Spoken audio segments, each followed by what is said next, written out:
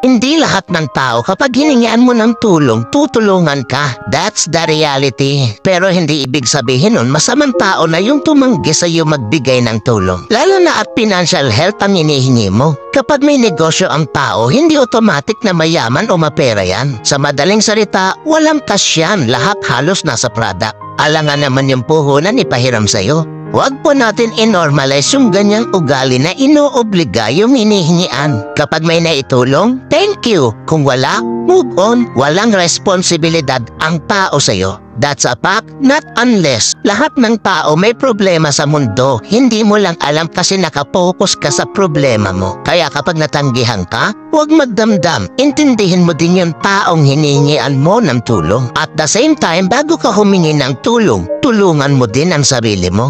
Dahil di palagi may ibang tao na tutulong sa'yo.